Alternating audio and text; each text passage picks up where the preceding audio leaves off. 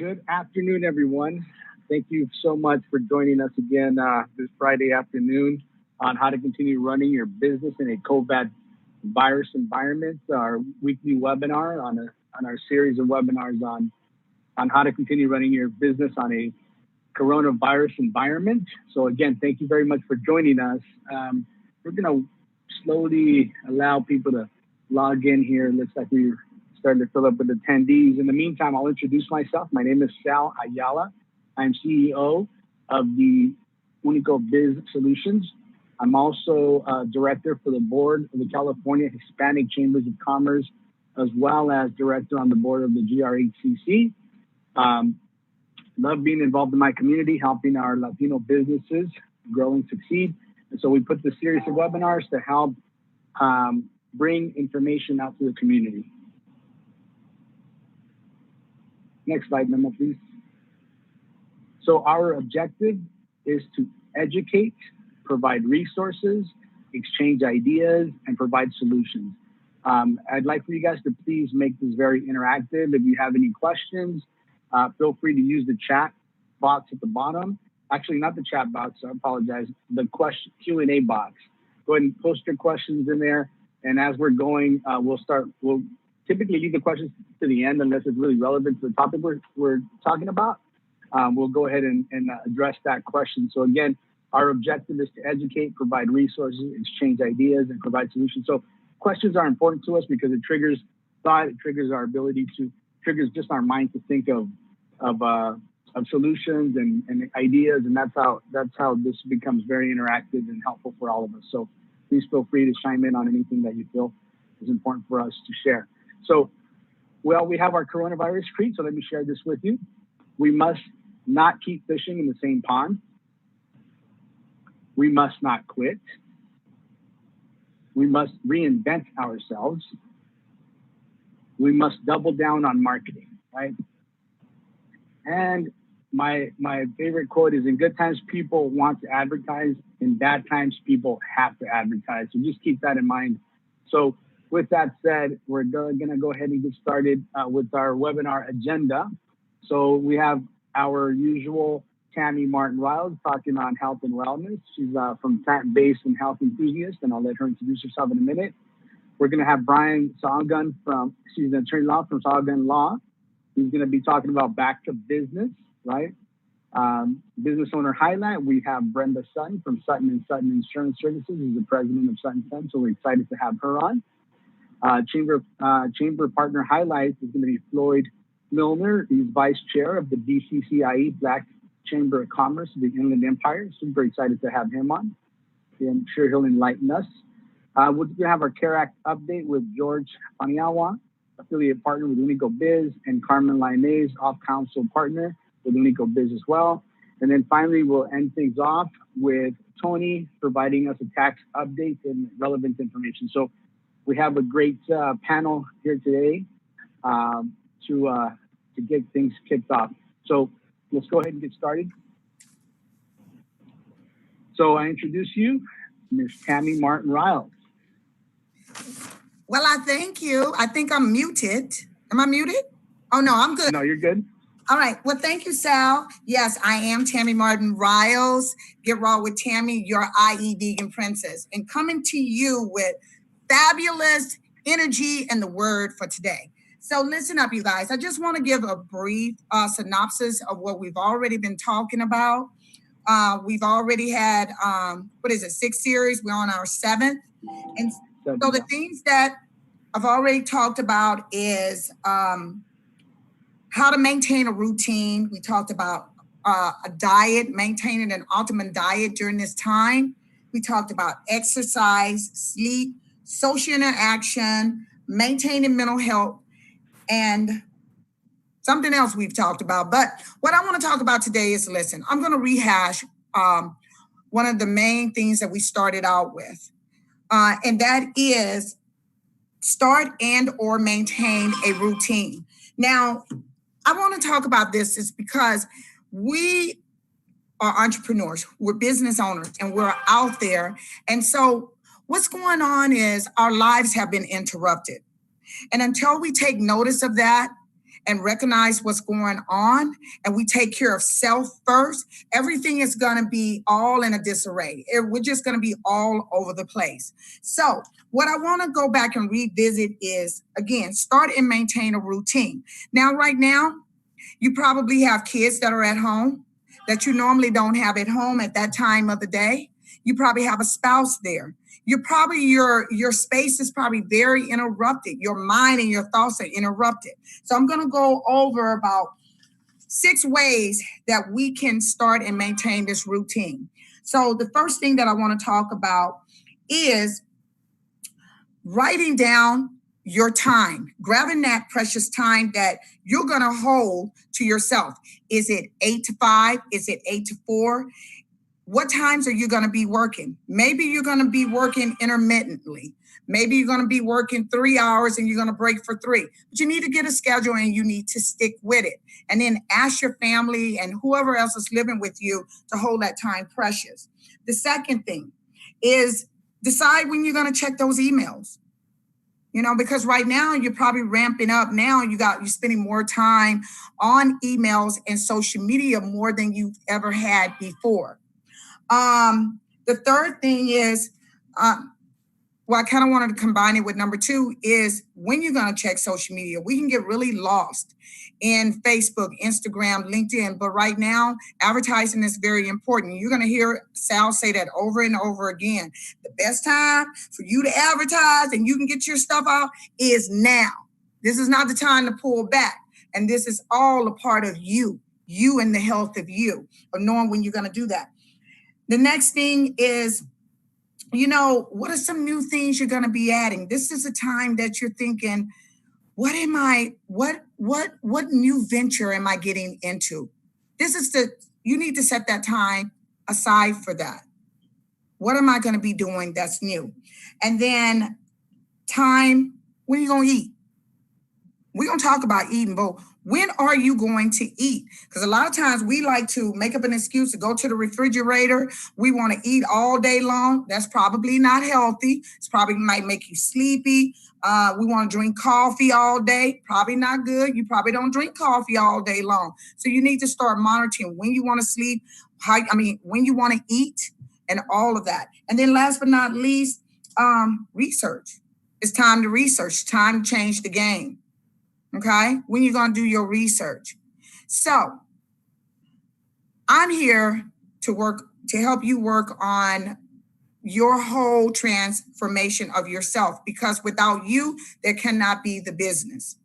Okay, so we have to work on us first, and you got to manage that time so you can manage that energy, so you can remain positive and be happy and go out and do what you need to do. So remember, how are you gonna thrive and survive and reduce that stress, alleviate that stress, is by maintaining a good schedule.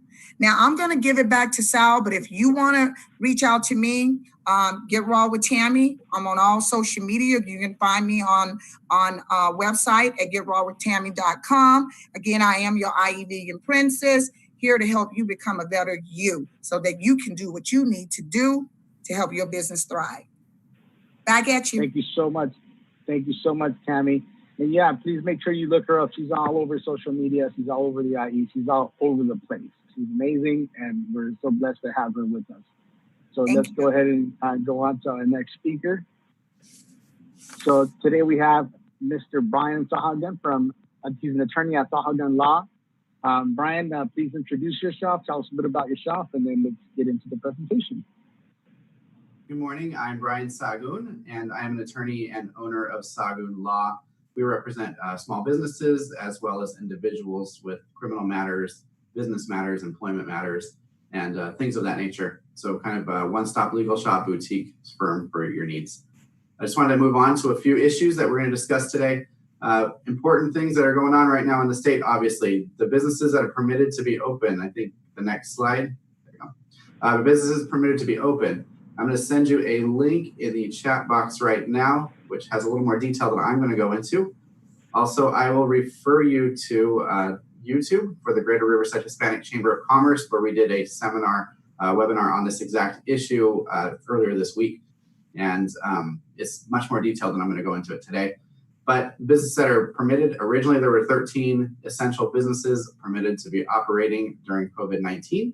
Those are on your list up on your screen. So the health and public health sector, doctors, things of that nature, your emergency services sector, 911, fire, police, food and agriculture sector, energy sector, water and wastewater sector, transportation logistics, communications and information technology, government operations and community-based essential functions, which is going to be more of government operations, as well as hotels and things of that nature. Critical manufacturing, so manufacturing that was necessary, and goes into the other categories that are essential. The financial services sector, which is going to be obviously your banks and things of that nature. Chemical and hazardous materials, so people that are creating chemicals, supplying chemicals. Your defense industry, so anybody creating missiles or anything for the government or for the United States military. And the industrial, commercial, residential sheltering facilities. So this is your landlords can be operating management companies. Apartments can be still showing units to people and leasing spaces. As of yesterday, the governor announced the partial reopening and the entrance of phase 2. So we are now officially in phase 2. Now, part of phase 2 is that the counties themselves may choose to regulate and decide if they want to open up more businesses or go a little bit further. However, the governor has issued the following mandates in order to do so. So the local county has to show that there's stability with no more than 1 case per 10,000 people in that county in the last 14 days. There has to be no deaths from coronavirus over the last 14 days. There has to be sufficient protective personal equipment for all essential workers. Minimum testing capacity has to be 1.5 tests per 1,000 residents. There has to be 15 contract tracers per 100,000 residents. Those are the people that are going back and trying to find who else might be infected. And then counties also have to be able to house at least 15% of their homeless population in order to open up these other businesses. So the governor has mandated the following businesses are allowed to be open, but to go beyond these, the county will have to meet those requirements we just discussed. So retailers that were not selling food before were mandated to be closed. They are now allowed to be open, but they have to either have curbside pickup or they have to have delivery services, so people are not entering their establishments. Also, manufacturers that were not critical before are now also allowed to be open.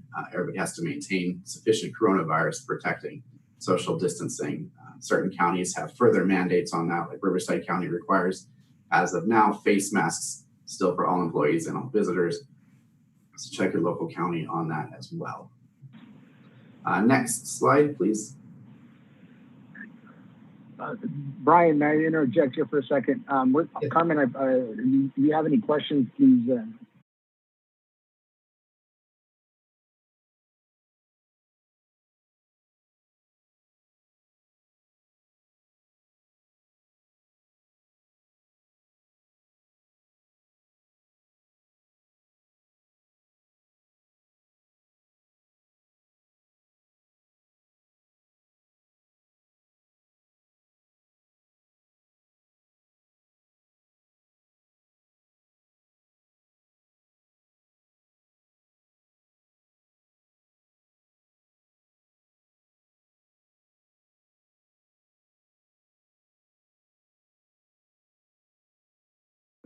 Our email web address is wehereforyou@yahoo.com, and our web presence is riversidehearing.net.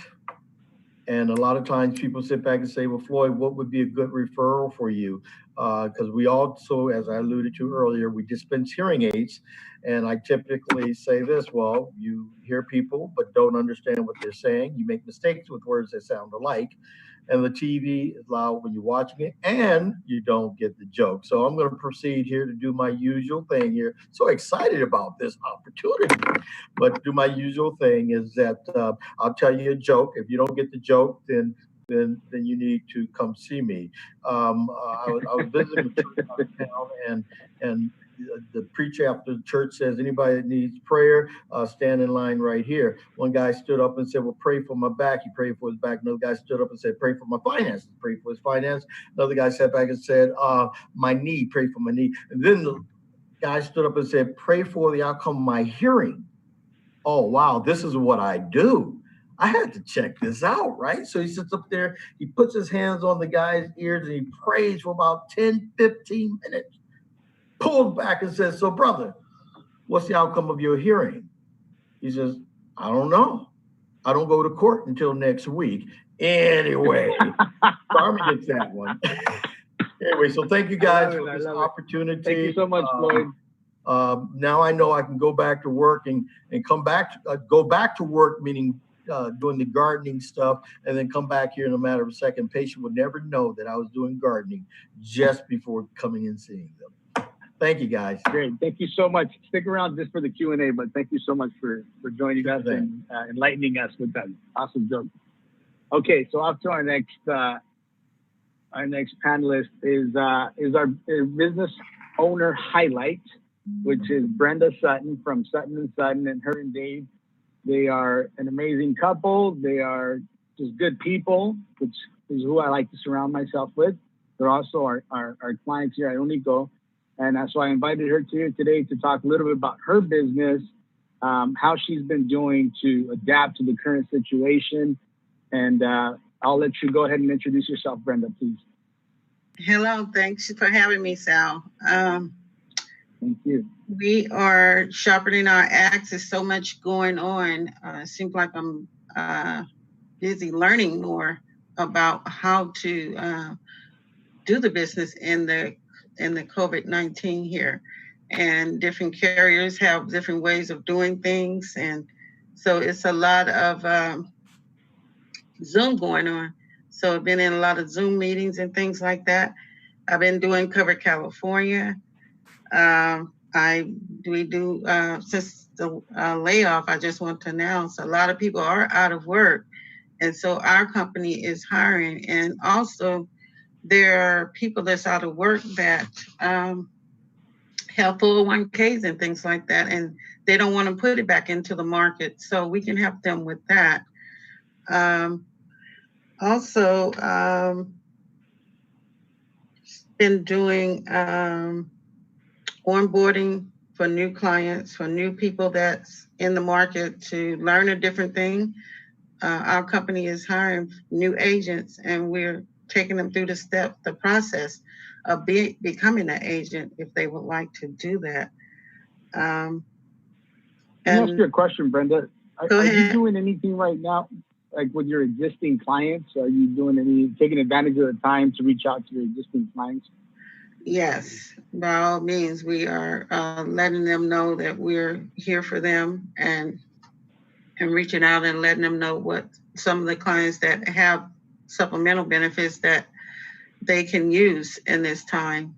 So yes, we've been reaching out to our clients and letting them know we're here for them and seeing what they need in addition to what they have. Or, the companies mainly have, like some companies have extended their premium payments. So I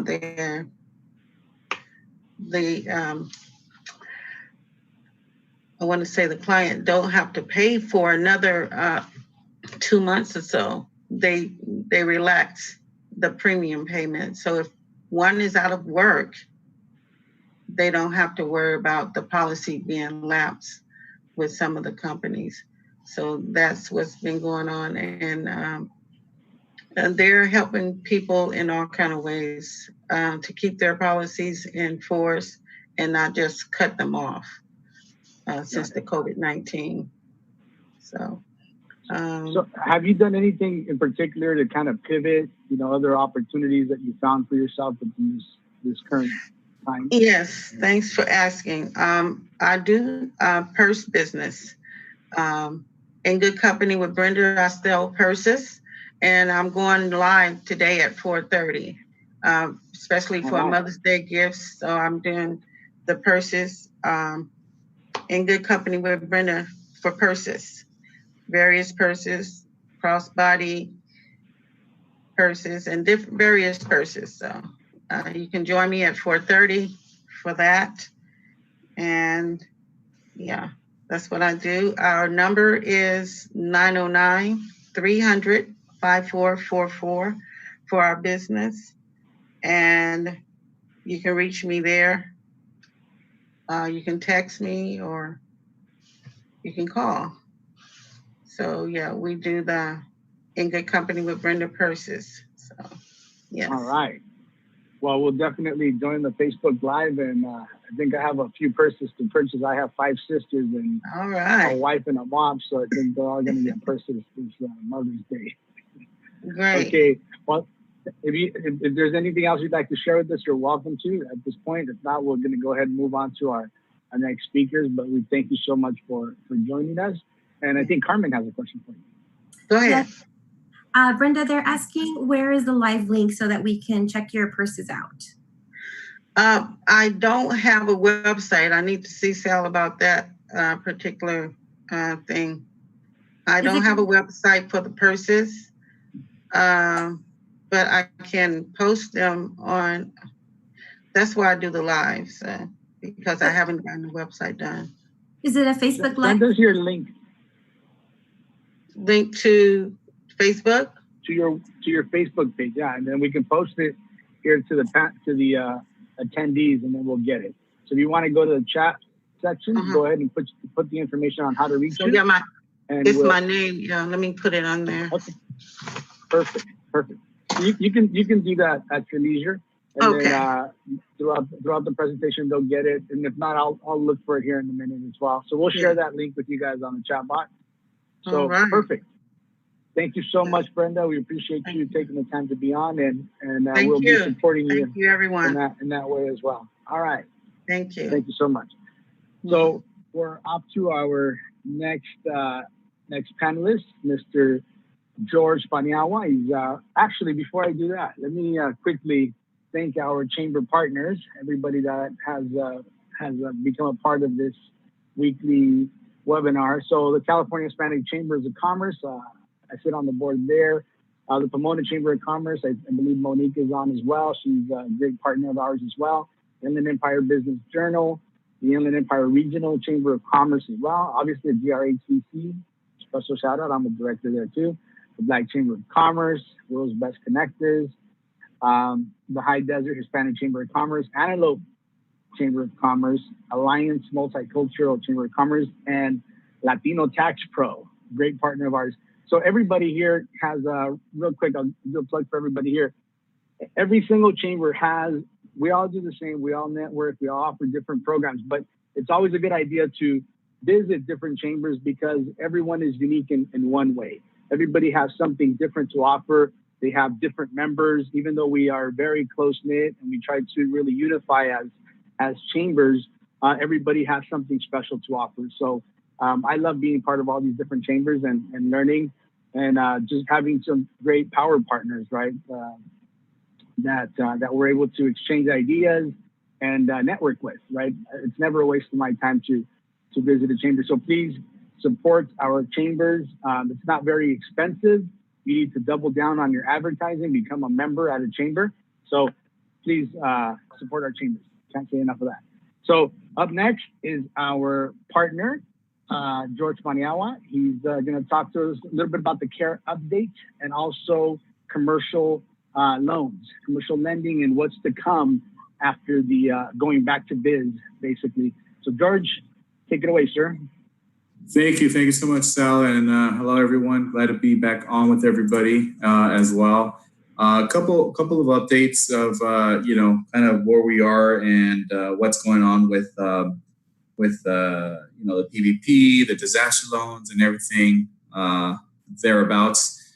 Just a lot is going on. So I wanted to focus on real quick on kind of what life after the PPP program looks like, right? Because eventually that's going to run out, and by eventually I mean most likely not past a few days of this coming week. I mean, if anything, it may even be as early as today or tonight. I mean, there is no telling when it's going to run out. it's surprising to a lot of people that it's still going, but eventually it runs out, right? It's not a infinite number of dollars in the pool there, so eventually it runs out. So what happens after that? A couple of the associates that I've been surrounding myself with and talking to have been focused on that. And one of the things that I found interesting is one of the associates who is SBA certified, and he's focused on compliance, right? And compliance meaning is he wants to make sure that the business owners who took advantage of the PPP money and then later find out a certain amount of that money, or maybe all of the money, will not be forgiven. That he oversees everything, and he oversees what is being submitted to the SBA, because a certain amount of money might be left on the table. So if, for example, you took out $200,000 and $50,000 is all that's forgiven, that means that a loan you will have a loan for $150,000 and payable in 2 years, which is, I don't know, about $10,000 a month or something crazy, right? Because it's only a 2-year term. So that's going to be hard for a lot of businesses, right? To do that. So as part of the compliance, he is SBA certified. He went through the SBA to get the certification, and so what he's doing is he's ramping up to assist clients to make sure they leave very little, if anything, on the table that can be forgiven. The more money is forgiven, the less money needs to be paid back, which is, of course, very, very helpful to the business owner. And so I thought that's worth mentioning, because life after the PPP, that's going to be impactful, right? The more money you get forgiven, less money you have to pay back, and that helps everybody. So that's something, if you know an SBA compliance professional, or you want to talk to your bank, maybe they have one, or an attorney that feel free to talk to them, see if they have a certified compliance expert that's SBA certified. That's very important, right? That they are certified through SBA. It doesn't need to be that. I'm sure there are other certifications and licenses, that allow them to do that. But I like when I hear SBA certified, it makes me feel comfortable. And so with that said, if you have one, great, go with them, talk to them, see what you can do and work out, or have your clients do that. And if you don't have anyone, as always, I'm a resource to everybody, and I'm happy to pass on the information to this individual. Now, the second thing is, if there is a certain amount that just will not be forgiven, right? It just, no matter what has been done, it just doesn't get forgiven. And that becomes a loan, an actual loan. Then, the next thing that needs to happen is to get yourself out of a 2-year term, right? Because, again, a 2-year term means you literally have 2 years to pay back, right? And it's a 1% interest, and again, I'll go back to $50,000. If you took out $50,000 and it became a loan, guess what your monthly payments is going to be? It's going to be about $4,166 per month on top of everything else you already have. So, and that's only $50,000. Imagine it's $100,000 or $200,000. And again, this is with no interest calculation into that. This is just a straight 0% interest. Now, that's not the loan that you would have with PPP. It would be an actual 1% loan. So it would actually be more than $4,100 if it was $50,000 that you took out. So how do you get rid of that huge monthly payment? Is you refinance it. You refinance it with a lender who's interested and comfortable with taking on that type of debt.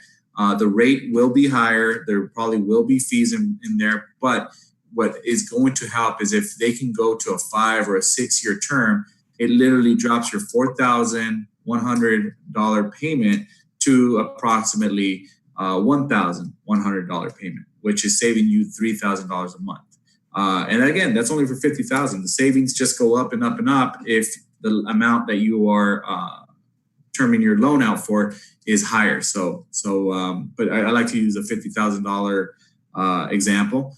But yeah, that's one way to get rid of it. You find a lender, or I'm not right now looking for those lenders as well. I don't have a lender that does that today, but there are a few that have told me they're interested in starting that program within their respective lending institution, But again, it really helps, even if the rate is higher and even if the fees are there. If it's all incorporated into the loan and you're saving $3,000 a month, it's a no-brainer between that or swallowing the $4,100 payment. It's a no-brainer, and so that's something to look at for, again, life after the PPP. To refinance any unforgivable debt, it's very important to see if you can get that done. Now, it could be with the bank that did your PPP loan. I mean, obviously, the first conversation should be that. Check with that bank, see if they're willing to extend a term or do something. If they're not, then you start looking elsewhere. Now, third and last but not least is, there's an attorney that I brought something up to my attention, which is, there's and I'm not an insurance expert, so I'm not going to claim to know too much about this part of it, but I do know that there is a business continuity portion of your property and casualty insurance policies that if you were impacted by COVID-19, you can get some of that money back, right?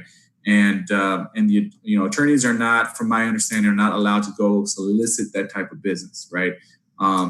So because it's too specific and they can't get lists and do all this stuff. So if you have a policy, obviously you can check with your insurance carrier and see if you have in your policy some kind of business continuity or business impact policy that you can file a claim for and get money back, and see if that works for you. If it does work for you, then great, get money. I mean, it's going to help, right? And if you get declined or if you need a review, again, I do have an attorney that has brought this to my attention. I'm sure they know more about everything there and how to look that up. But I'm sure you can go to attorneys that focus on insurance or any kind of that situation, and they may know about it too. So I would always urge people to check that out because, at the end of the day, if there is money that you can get back through an insurance claim, that would be wonderful and it would help everybody out. So life after the PPP, is going to be, you have to be strategic. You have to be strategic on what you're doing when you took out PPP and then how you move forward beyond that. But my focus right here is based on just the PPP. What happens when it doesn't get forgiven? How do you get it forgiven? How do you get more money forgiven? And then, of course, other funds that are available to you, such as this business continuity insurance claim that, again, I'm not an expert at, but I was made aware of by an attorney who is an expert at that. So that's kind of my piece, Sal. I hope it's helpful to everybody. I think Yes. I think there's a few things too. There's a few questions. But before we move on, Yep. For those viewers that do have the PPP loan right now, I think it's important for us to reiterate that if, per the guidelines, if you use up to or a minimum of 75% for payroll, you can use 25% of the loan amount for utilities, mortgage interest, and rent, that would be forgiven per the regulation. So we should encourage our listeners to use as much of that money for payroll as possible so that it can be forgiven. In addition to, I think we need to encourage our viewers to make sure that they document that correctly, because I think there's a misunderstanding as far as the forgiveness part. You actually have to ask your lender for the forgiveness. It's not automatic. So George, can you talk a little bit about once this is done, so they've used up their 8 weeks worth of payroll, you get 2.5 months worth of it, right? So I'm done with the money. I've used it as best as I could. Now, what do I do as far as reaching out to my lender? Sure, yeah. So you go back, you're going to, as you mentioned, Carmen, you have to go to your lender and request forgiveness on the loan so that it can get forgiven, and SBA basically does not make that an actual loan that you have to pay back, right?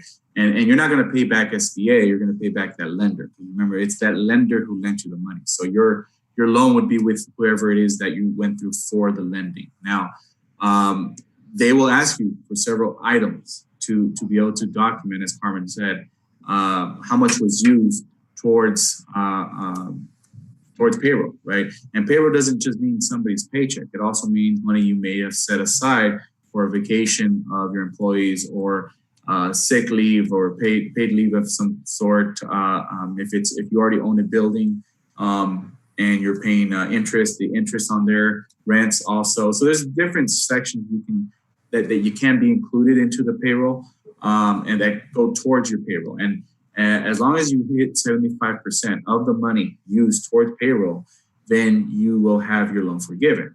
If for whatever reason, and this is, again, something that is a little bit of concern to me because I think it's going to happen more than it should. But if you have used more than 75 or more than 25% towards other costs other than payroll, that's where you start then running into a situation of your loan not being forgiven. And if it's not forgiven, that's where the points I mentioned are very important because again, it's a 2-year term. So, but to reiterate, you want to go to your lender. They'll tell you and guide you with what items that you need to provide to them. And it is very important that you document everything because this is what they're going to provide to the SBA. And actually it's SBA who decides if your loan is forgiven or not the lender. So don't get, if it doesn't get forgiven, don't get mad at your banker or the bank as a whole. They're not making the decision. It's SBA who's making the decision. And it's, but partially the onus is on you because you do have to document it. You do have to provide all the information. And if you're missing some of that, it could affect you, right? There could be an impact. And again, that's where the compliance professional I'm talking about can be used. Thank you, George. And then Tony Martinez brought up a good point. So right now, whatever is not forgiven, you have to pay within 2 years, correct? That's correct. He made At a 1%. to reach out to our congresswomen, to our congressmen, and ask. We can just ask simply, like as a community. We know a lot of people. Tony made a point that we could ask for it to be extended 10 years. I don't know if it would be extended 10 years or, maybe 4 years. There is a 6 months deferment time, but you're incurring interest during those 6 months too. So even Correct. If I defer it for 6 months, I'm incurring interest during that time. So yeah, and actually I read something that the senators are already asking for this to be extended or at least for the forgiveness criteria to be lowered. So that's already, in play, but obviously the more support and the more people rally behind them, the more likely that will happen. Okay, and we have a question from Robin Joe. Does employees' health insurance qualify as payroll for PPP? Yes, it does. That's part of it. Perfect. Thank you so much. There's a couple more questions also on the Q&A, Carmen. Oh, just kidding. Okay, Kathy wants to know, is there no prepay penalty for PPP? So if there's a portion not forgiven and it isn't spent, you just give it back. Yes, that's correct, Kathy. There is no prepayment. You can pay it off faster. If you didn't use it, you can pay it off. There's no penalty. They're not going to charge you for paying them back. Not on this one, thankfully. And in regards to the documentation, George, that we were talking about, I know each lender, like the application for the PPP varied per lender. So there was some things that were required by all the banks and some banks or lenders required other things. So Kathy also wants to know if there's like a specific list that they should keep track. So it's easier for our viewers right now to know so that they keep the documentation versus try to get that documentation in 8 weeks from now or when they apply for the forgiveness. Yeah, that's a good question. And it goes back to what you use to calculate how much loan you should get, right? So the items or the documentation that you provided to your bank for them to calculate how much needed to be provided as a loan, that's really the list you want to focus on because that's what they're going to look at. How much of that was used towards payroll, how much of that was actually payroll related. So that would be the list. Now, every bank does have a variation of those lists. So you do want to check with your bank. There is a standard with SBA, right? I mean, they all will request things maybe differently in a different fashion, but SBA is going to make a decision based on a standard, and that standard is rolled out to all the banks. So that every bank will have their list, which should be similar, if not exactly the same, maybe presented differently, but it will be the same exact list. So the list, to be more exact, is best likely provided to you via the bank that you went through for your PPP loan, and then again, what is left behind or what is left on the table.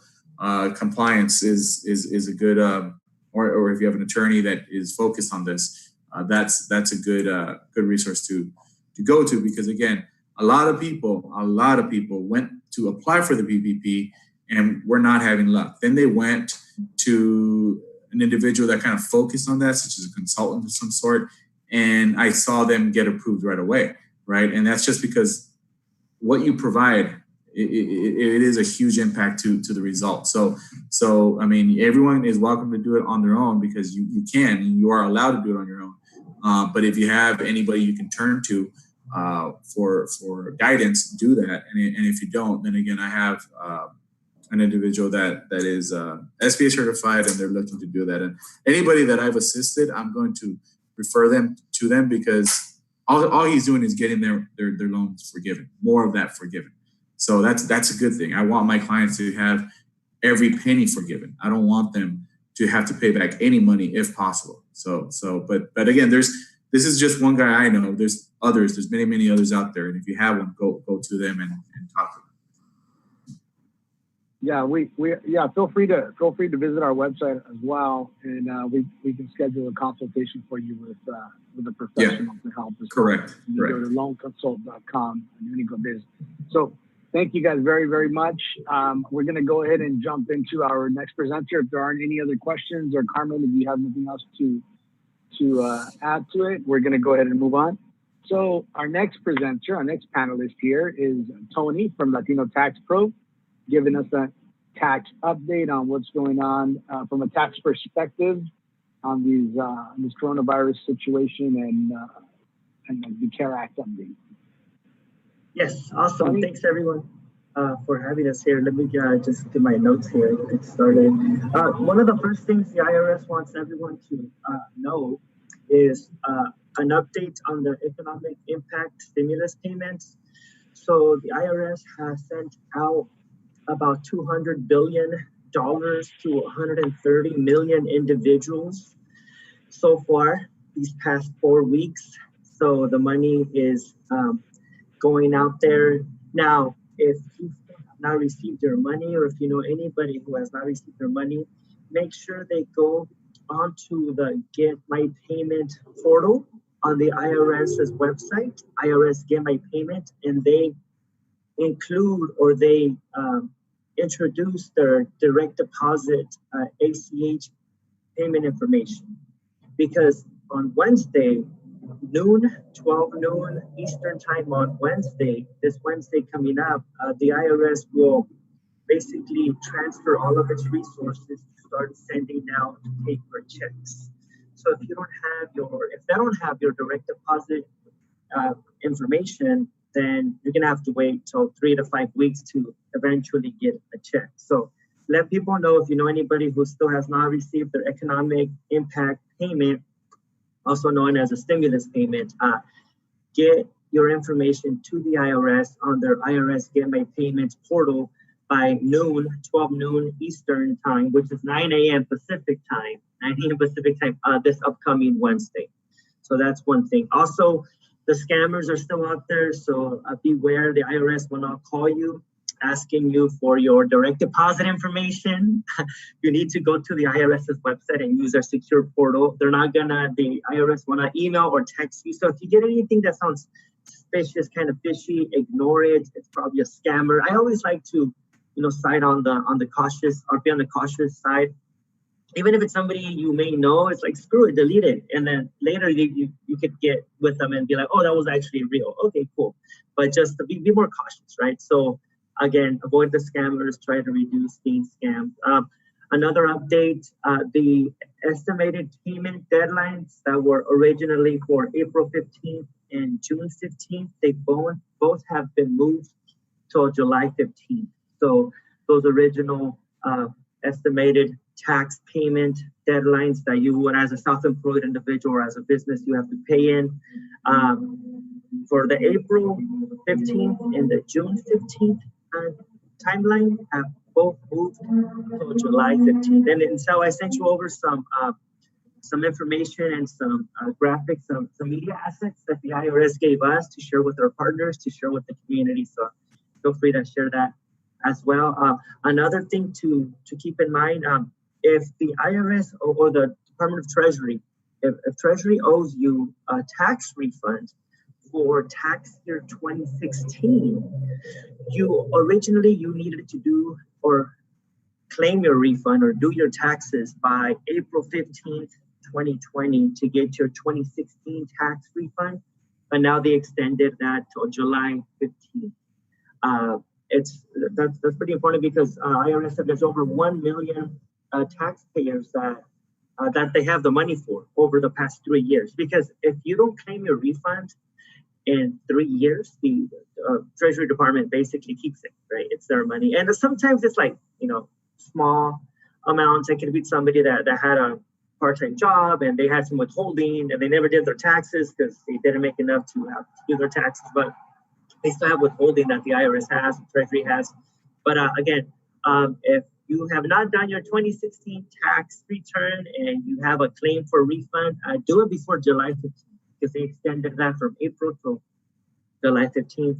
There's a couple of credits that are available to have that'll help you pay if you do have that requirement to pay out paid sick leave and the family leave credit. As Brian earlier mentioned, that as the employees are going back into the workforce, if the employers are opening up their businesses, there is requirements for you as the employer to pay out an individual if they are exhibiting symptoms of COVID-19. So if you have one of your employees and they're not feeling well and they go and they get a medical diagnosis that basically says, hey, you have the symptoms or you have the COVID-19, you need to stay home to quarantine yourself.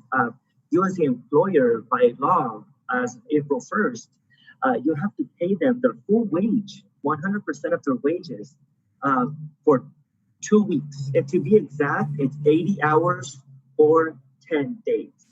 And it's up to a maximum of $511 per day for 10 days, which comes up to a maximum cap of $5,110. Now, if they have to stay home because they need to take care of a child or a spouse or a family member who's either exhibiting symptoms of COVID-19 or who has to quarantine, you still have to pay them up to 80 hours or 2 weeks, but it's only at 2/3 of the rate, and that is $200 per day, $2,000 in total. The reason I'm bringing this up is because how do you pay for this? If you're an employer, it sounds pretty unfair, right? That the government's making you pay for somebody who's not working, but there are credits. There are credits that you could take, payroll tax credits that you basically, how it works before you make, as an employer, if you have employees, you have to withhold the Social Security, the Medicare tax, some federal withholding. You could basically tap into that money. So you usually have to deposit that money, right? Every couple of weeks, every month, depending on your schedule, but you have to deposit that with the IRS or Treasury. But you could actually tap into that bucket and keep some of that money if you have to pay out an employee for the paid sick leave or family leave. So you could grab that money, and they say it's a credit. But when you send in the quarterly reports, you could basically tell the Form 941s. When you send in the Form 941s, you could tell the IRS, hey, you'll notice IRS that not all the money, you didn't get all the money in the past quarter because I used so much of it to pay out Johnny and Melissa and Henry because Johnny had to stay home to take care of his spouse, and then Melissa was exhibiting symptoms. So you could use that money to pay them out, including, as Brian mentioned, that if you have an employee who has to stay home, not because anybody's sick and not because anybody's exhibiting any symptoms, but basically they have to stay home because one of their children does not have a place to go for childcare or is not able to go to school.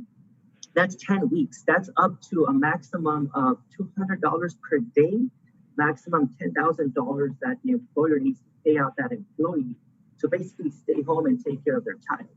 So, but again, no worries. You as the employer, you can tap into those funds to pay that out. And if you don't have enough payroll tax to grab that money from, you need to submit form 7200, and I'll share that with you. Form 7200 basically tells the IRS, hey, I don't have enough payroll tax credits to pay Melissa, to pay Johnny, because they're staying home. I need that cash. And then the IRS will then send you the credit. They'll advance you the credit for you to pay that out. Now, when you file your 2020 tax return, they're going to reconcile all this. Sorry, question? That's great information. I mean, so they can, if let's say you have a payroll company that you're going through, do you know if they've already done something to program that into the software where they can actually get the credit if you're not doing it, if you're not managing the payroll yourself? Yeah, last time I checked, because we're in constant communication for like ADP and Paychex and Gusto, I know they were working on that software program. Now, I haven't checked them like in about 10 days, so maybe they have something. Let me find out. That's a good question, Sal. And I'll share that with everybody, and for sure by next week's session, I'll have an update on that. But yeah, but the credit does exist, and a lot of these software companies are pretty good about making it easy for you as the end user, as an employer to take care of that. That is great. Carmen or anybody else, do you guys have any questions for Tony regarding the tax update? Feel free to unmute yourself and ask away. Tony, is there any way where the business will not get a tax credit? For example, can you use money from your PPP? So pay them out, because then you're getting double the funds, right? So, and the other way around also, if when you're submitting, and a lot of you have already, but when you submit your PPP loan application and you're doing the calculation for how many employees you're asking money for, you cannot include employees in that calculation that the IRS has given you a credit to pay for them to stay home. So it goes both ways. But that's what's going on here, that the IRS these credits are helping you as a business owner get the money to pay for your employees to stay home. Either they're staying home because they're exhibiting symptoms and they have to quarantine, they're staying home to take care of a spouse or a family member, they're staying home to take care of a child. And I see Brenda with the question. Yeah. Is it just up to 2 weeks the employer has to pay the employee? Yes. So as far as the law is, the Department of Labor regulations, they have to pay them only up to 2 weeks if they're exhibiting, and to be exact, 10 days or 80 hours. If they're exhibiting symptoms or one of their family members is, and they have to stay home, that's 2 weeks. Now, if they're not exhibiting symptoms, nobody's sick, but they just are staying home to take care of a child, that is 10 weeks. That's 10 weeks, but it's only at 2/3 of their pay. Okay. 10 weeks. But again, these credits exist for you to have the money to pay that out to those individuals. Okay. Thank you. So Kathy also has a question. The first question she has is, which type of tax accrual accounts can we use for the payout of the FFCRA? I'm assuming of the paid leave. That's a good question. I could find out of how that works. Yeah, so I'm not an accountant by trade, so I'm not sure about. I know what accrual and cash is, but I don't the details of accounting. Sure. I could find out, but yeah.